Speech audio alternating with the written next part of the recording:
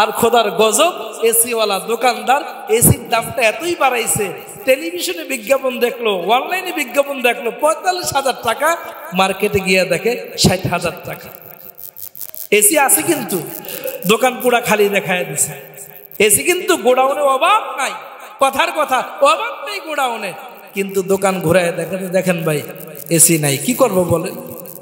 AC নাই, আসলে এসির অভাব নাই, এটাকে বলা হয় সিন্ডিকেট। এরকম সিন্ডিকেটের ব্যবসা যারা করবে, রমজান আসলে গরুর ব্যবসায়ীরা সিন্ডিকেট করে, বুটের ব্যবসায়ীরা সিন্ডিকেট করে, দুধের ব্যবসায়ীরা সিন্ডিকেট করে। যেই মৌসুমে যেটা চলে ওই মৌসুমের ব্যবসায়ীরা সিন্ডিকেট করে। যেমন ঠান্ডা পানি আমরা খাই, আমরা অনেক ঠান্ডা পানি খাই, এর মধ্যে একটা হলো মৌজু, আরো বিভিন্ন নাম আছে আমার মনে নেই, মৌজুটাই তো আমি খাই, এর জন্য এটা আমার মনে আসছে। বিভিন্ন সময় এই সিন্ডিকেট ব্যবসায়ীরা গরম বাড়লে এগুলো জিনিসের দাম বাড়ায় দেয়। ঠিক তেমনি ভাবে প্রচন্ড গরম, এখন মানুষ ফ্যান কিনে না, এসি কেনার জন্য যায় এসির দোকানে। আমি আজকে একেবারে বিশ্বস্ত সূত্রে বলতেছি, এসির 1 টাকাও দাম বাড়েনি, কোম্পানি থেকে 1 টাকাও বাড়ানো হয়নি, বিশ্বস্ত সূত্রে আমি খবরটা জানছি। 1 টাকাও বাড়ায় নাই। 45,000 টাকার এসি 60,000 টাকা বিক্রি হইতেছে। আর এই এসিটা ব্যবহার করবে আল্লাহর বান্দা। এসি কারা কিনতেছে? ফজরের নামাজ পড়তে কষ্ট হয়, রাত্রে ঘুম না হলে তো ফজর কাজা হয় না, একটু এসির বাতাস খেয়ে আরামে ঘুমাইতে পারলে ফজরের নামাজটা জামাতের সাথে আমি পড়বো। এজন্য আমরা গিয়েছিলাম, কথার কথা কোনো এক মুসলমান গিয়েছে এসি কেনার জন্য, যে রাত্রে ঘুম হয় না, আমরা নামাজ পড়তে পারি না, এই জন্য রাত্রে ঘুমটা ভালো হলে ফজরের নামাজটা আমার স্বামী জামাতের সাথে পড়তে পারবে, এই জন্য গিয়েছে আল্লাহর বান্দা এসি কেনার জন্য। শাইখুল হাদিস আল্লামা জাকারিয়া আলাইহির রহমা বলেন, নবীজির জামানায় একজন মহিলা বললেন, সাহাবায়ে কেরামকে একত্রিত করে, মহিলাদেরকে একত্রিত করে বললেন, আমি রাসূলের জবান থেকে 3টা শব্দ শুনেছি, 3টা দলকে রাসূল বলেছেন কিয়ামতের ময়দানে এদের থেকে কোনো হিসাব নেওয়া হবে না। সুবহানাল্লাহ। শাইখুল হাদিস আল্লামা জাকারিয়া আলাইহির রহমা বলে, 3টা দল হবে, এদের কোনো হিসাব হবে। হযরত আসমা রাদিয়াল্লাহু তাআলা আনহা বলেন, 1 নম্বর দল হলো সুখে দুঃখে সব সময় মালিকের দরবারে শুকরিয়া আদায় করে, আলহামদুলিল্লাহ। গরম বেশি বলেন, গরম বেশি, গরম দিয়েছেন কে? এখন যদি বেজার হইলাম তো রাগ হলাম কার উপরে? এতটুকু বলতে পারে, মালিক সহ্য করতে পারতেছি না, মালিক একটু দয়া করে। কিন্তু আল্লাহর উপরে রাগ করার ক্ষমতা আমাদের আছে? আমাদের নাই। আসমা রাদিয়াল্লাহু তাআলা আনহা বলেন, 3টা দলকে জান্নাতে নিবে বিনা হিসাবে আমার পয়গম্বর বলেছে। 1 নম্বর, যারা সব সময় মালিকের শুকরিয়া আদায় করে, বেজার হয় না মালিকের উপরে। নাম্বার 2, রাত্রে সবাই ঘুমাইলেও আল্লাহর কিছু বান্দা আছে যারা ঘুমায় না, যাদের চোখ লাগে না। ওয়া ইবাদুর রহমানিল্লাযীনা ইয়ামশুনাহু আলাল আরদি হাওনা ওয়া ইযা খাতাবাহুমুল জাহিলুনা ক্বালু সালামা আল্লাযীনা ইয়াবিতুনা লিরাব্বিহিম সুজদাও ওয়া কিয়ামা। আল্লাহর কিছু বান্দা আছে যারা সবাই ঘুমায় গেলেও আল্লাহর ওই বান্দা ঘুমায় না। হযরত আসমা বলেন, আল্লাহর পয়গম্বর বললেন, কিয়ামতের ময়দানে বলা হবে, যারা রাতে ঘুমাও নাই তারা দাঁড়ায়া যাও। একদল দাঁড়াবে যারা তাহাজ্জুদ পড়ছে, আল্লাহকে ডাকছে, রাত্র জেগেছে, জিকির করেছে, এমন একটা দল দাঁড়াবে। দাঁড়ানোর পরে আল্লাহর হাবিব বলেন, এদেরকে বলা হবে, যাও, আজকে তোমরা তো ঘুমাও নাই, আল্লাহর হুকুম পালন করেছো, জিকির করেছো, তাহাজ্জুদ পড়েছো, আল্লাহ তোমাদের ব্যাপারে ফয়সালা করেছে, বিনা হিসাবে তোমরা জান্নাতে চলে যাও। তৃতীয় দল, হযরত আসমা রাদিয়াল্লাহু তাআলা আনহা বলেন, তৃতীয় একটা দলকে বলা হবে, ওই সমস্ত ব্যবসায়ীরা কোথায় যারা দুনিয়াতে ব্যবসা করেছে কিন্তু ব্যবসা করতে গিয়ে কখন গুনাহের কাজ করে নাই। রিজালুল্লাহ তুলহিহিম তিজারাতুন, তিজারত অর্থ কি? ব্যবসা। ওয়ালা বাইউন আন যিকরিল্লাহ, ওই সমস্ত ব্যক্তিরা কোথায় যারা ব্যবসা করতে গিয়ে আল্লাহর হুকুমের সীমা লঙ্ঘন করে নাই, আল্লাহর হুকুম মোতাবেক, নবীর তরিকা মোতাবেক ব্যবসা করেছে, সিন্ডিকেট করে নাই, সিন্ডিকেটের ব্যবসা করে নাই। ও ভাই, রমজান আসলে গরুর ব্যবসায়ীরা সিন্ডিকেট করে, বুটের ব্যবসায়ীরা সিন্ডিকেট করে, দুধের ব্যবসায়ীরা সিন্ডিকেট করে, যেই মৌসুমে যেটা চলে ওই মৌসুমের ব্যবসায়ীরা সিন্ডিকেট করে। যেমন ঠান্ডা পানি আমরা খাই, আমরা অনেক ঠান্ডা পানি খাই, এর মধ্যে একটা হলো মৌজু, আরো বিভিন্ন নাম আছে আমার মনে নেই, মৌজুটাই তো আমি খাই, এর জন্য এটা আমার মনে আসছে। বিভিন্ন সময় এই সিন্ডিকেট ব্যবসায়ীরা গরম বাড়লে এগুলো জিনিসের দাম বাড়ায় দেয়। ঠিক তেমনি ভাবে প্রচন্ড গরম, এখন মানুষ ফ্যান কিনে না, এসি কেনার জন্য যায় এসির দোকানে। আমি আজকে একেবারে বিশ্বস্ত সূত্রে বলতেছি, এসির 1 টাকাও দাম বাড়েনি, কোম্পানি থেকে 1 টাকাও বাড়ানো হয়নি। বিশ্বস্ত সূত্রে আমি খবরটা জানছি, 1 টাকাও বাড়ায় নাই। 45,000 টাকার এসি 60,000 টাকা বিক্রি হইতেছে। আর এই এসিটা ব্যবহার করবে আল্লাহর বান্দা। এসি কারা কিনতেছে? ফজরের নামাজ পড়তে কষ্ট হয়, রাত্রে ঘুম না হলে তো ফজর কাজা হয় না, একটু এসির বাতাস খেয়ে আরামে ঘুমাইতে পারলে ফজর নামাজটা জামাতের সাথে আমি পড়বো। এজন্য আমরা গিয়েছিলাম, কথার কথা কোন এক মুসলমান গিয়েছে এসি কেনার জন্য, যে রাত্রে ঘুম হয় না, আমরা নামাজ পড়তে পারি না, এই জন্য রাত্রে ঘুমটা ভালো হলে ফজরের নামাজটা আমার স্বামী জামাতের সাথে পড়তে পারবে, এই জন্য গিয়েছে আল্লাহর বান্দা এসি কেনার জন্য। আর খোদার গজব, এসিওয়ালা দোকানদার এসির দামটা এতই বাড়াইছে, টেলিভিশনে বিজ্ঞাপন দেখলো, অনলাইনে বিজ্ঞাপন দেখলো 45,000 টাকা, মার্কেটে গিয়ে দেখে 60,000 টাকা। এসি আছে কিন্তু দোকান পুরা খালি দেখায় দিছে। এসি কিন্তু গোডাউনে অভাব নাই, কথার কথা অভাব নেই গোডাউনে, কিন্তু দোকান ঘুরায় দেখেন ভাই এসি নাই, কি করব বলেন? এসি নাই, আসলে এসির অভাব নাই, এটাকে বলা হয় সিন্ডিকেট।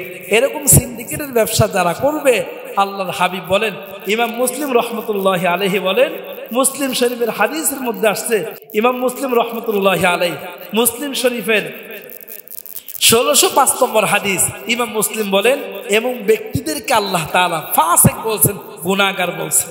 এই জন্য আমার ভাই, যারা যেই ব্যবসায়ী করেন, বিশেষ করে এখন যারা এসির ব্যবসা করতেছে, আমাদের এই কথাগুলো, আমাদের এই বয়ানগুলো মিডিয়াতে যাবে। যদি কোনো এক আল্লাহর বান্দা শোনে যে না আমি এসি বিক্রি করতেছি, এইভাবে এসি বিক্রি করা জায়েজ নাই, সিন্ডিকেট করেন, মানুষকে কষ্ট দিয়ে দাম বাড়ায়া কোনো মাল, শুধু এসি না কোন মালই বিক্রি করা জায়েজ নাই। হইতে পারেন আপনি হাজী সাহেব, বিশেষ করে যারা এসির ব্যবসা করে, ব্যবসাটা ছোট না বড়?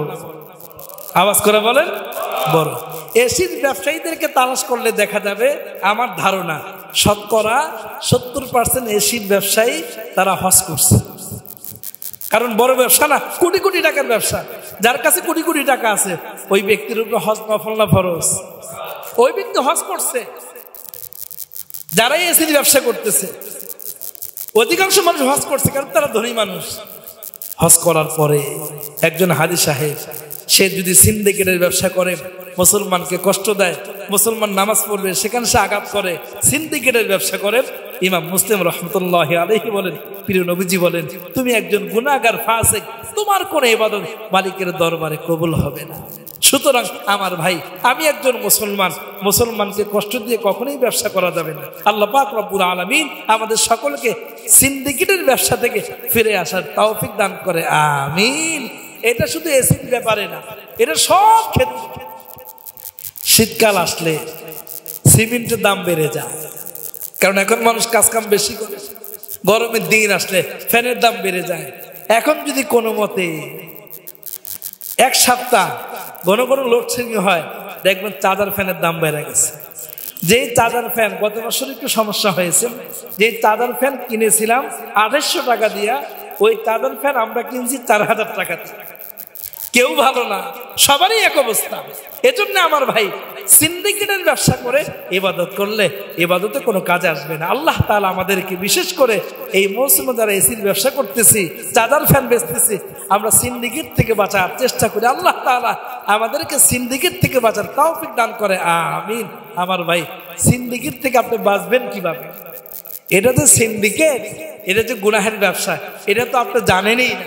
জানলেন আপনি মানবেন।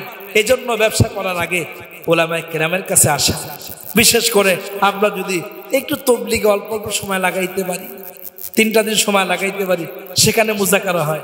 এই যে আমাদের এখানে প্রত্যেক মঙ্গলবারে জিকির হয়, অনেক সময় ওলামায়ে কেরাম আসে, আলোচনা হয়। এরকম মজলিসে আসলে আমরা দিন সম্পর্কে জানবো, আমাদের মানতে সহজ হবে। আল্লাহ তাআলা আমাদেরকে জেনে জেনে ব্যবসা করবার তৌফিক দান করে, আমিন। মুহতারাম হাজিরিন, আলোচনা করতেছিলাম তওবা কবুলের 4র্থ নম্বর শর্ত হলো বান্দার হক। তাহলে সিন্ডিকেট করলেন অর্থাৎ বান্দার হক নষ্ট করলেন। আপনার এই এসির দাম ছিল 60,000 টাকা, বান্দার কাছে 60,000 টাকা আছে, 60,000 টাকা দিয়া কেনার পরেও আপনার কমসে কম 5,000 টাকা লাভ হইত, এটা আপনার পেট ভরে নেই। বান্দার হক নষ্ট করে আপনি 5,000 টাকার জায়গায় 20,000 টাকা রেখে দিচ্ছেন, এটাও বান্দার হক নষ্ট হয়। এরকম ভাবে কোনো ব্যক্তি যখন বান্দার হক নষ্ট করবে, সে বান্দার সাথে লেনদেন ক্লিয়ার করার আগ পর্যন্ত তার তওবা আল্লাহর কাছে কবুল হবে না। সুতরাং তওবা আল্লাহর কাছে কবুল হওয়ার জন্য শর্ত 4টা। অতীতের গুনাহের জন্য অনুতপ্ত হওয়া, 2 নম্বর রানিং গুনাহ বন্ধ করা, 3 নম্বর ভবিষ্যতে এই ধরনের গুনাহ করব না, সিন্ডিকেট ব্যবসা করতেছি সামনে আর করব না, তওবা করলাম। 4র্থ নম্বরে বান্দার হক নষ্ট করে থাকলে বান্দার হক তার সাথে লেনদেন ক্লিয়ার করা।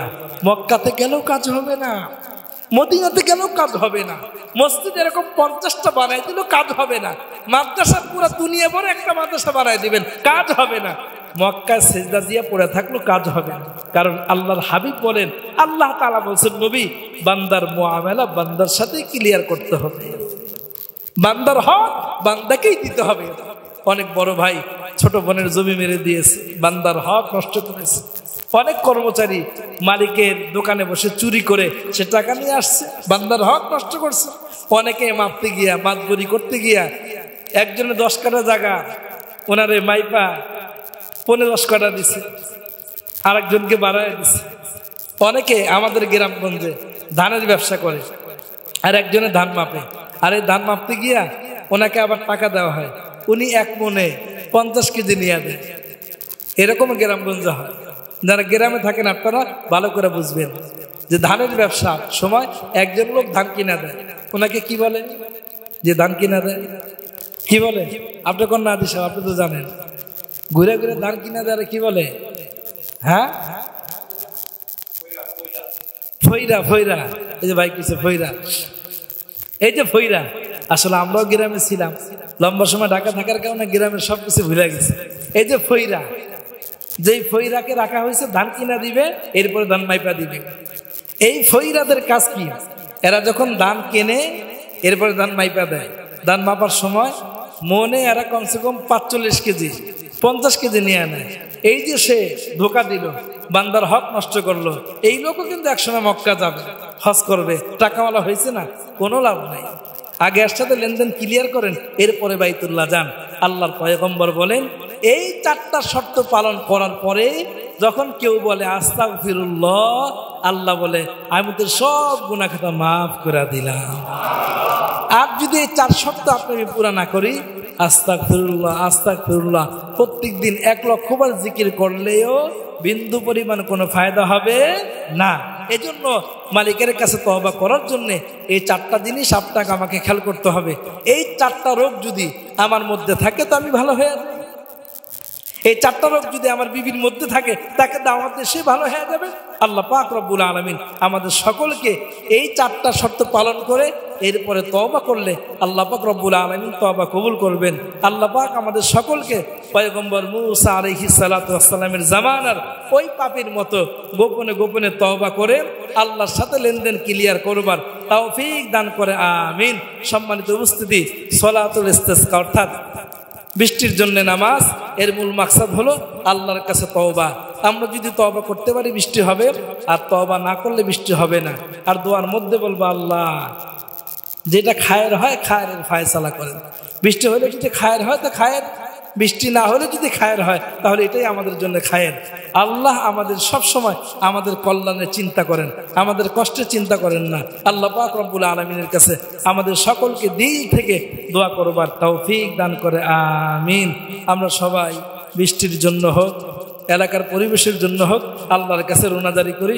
সকলে সূরা ইখলাস 3 বার তিলাওয়াত করি।